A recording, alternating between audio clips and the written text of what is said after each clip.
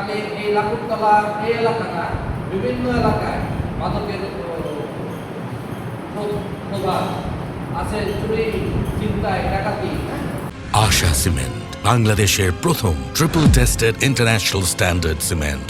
আমরা দেখেছি এই থানায় যোগদান করার পরে খালি এই লাকুরতলা এই এলাকা না, বিভিন্ন এলাকায় মাদকের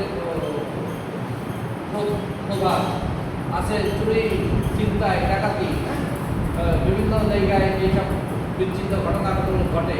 এখানে আমার আসার উদ্দেশ্য হলো একটাই, যে আমি শুনেছি মাদকের, তারপরে কি নারী গঠিত বিষয়, তারপরে এলাকার লোকজন মাদক সেবনকারী, হ্যাঁ, এই মাদক সেবন করতে গিয়ে যখন নেশায় পড়ে তখন কি করে, মাদকের টাকা যখন আর পরিবারের কাছ থেকে না পায় তখন গিয়ে এই চুরি ডাকাতি চিন্তায় লিপ্ত হয়ে যায় সেসব টাকার মধ্যে।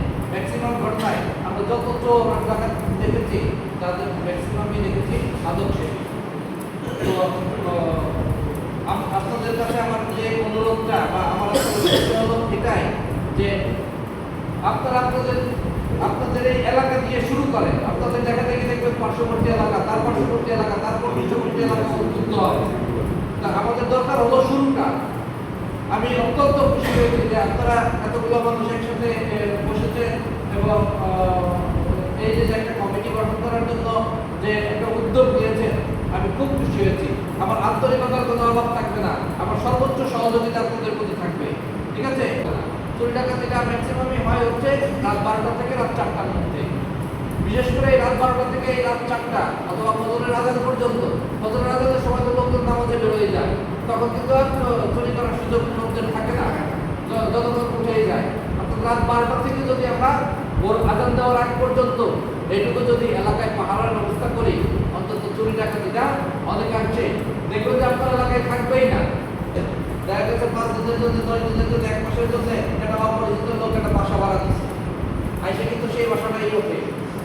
আমরা এই জন্য যারাই বাসা ভাড়া দেবো, যে অত্যন্ত মূল্যবান কথা বলে যাবে, শুনেছি ভাড়াটিয়াটা কি করে, তার পেশা কি, তার সম্পর্কে খোঁজ খবর নেওয়া, তার আইডেন্টিটিটা কি, তার এনআইডি কার্ডটা সেই ভাড়াটিয়ার ফর্মে যুক্ত করা।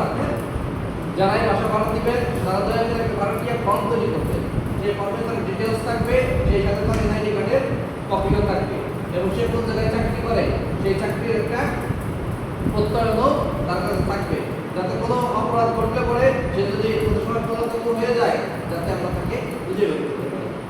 যদি আপনি নিজে কন্ট্রোল করতে না পারেন, বাধা পুলিশের সহায়তা নিন, আমরা সর্বাত্মক সহায়তা আপনাদের দেব, ঠিক আছে?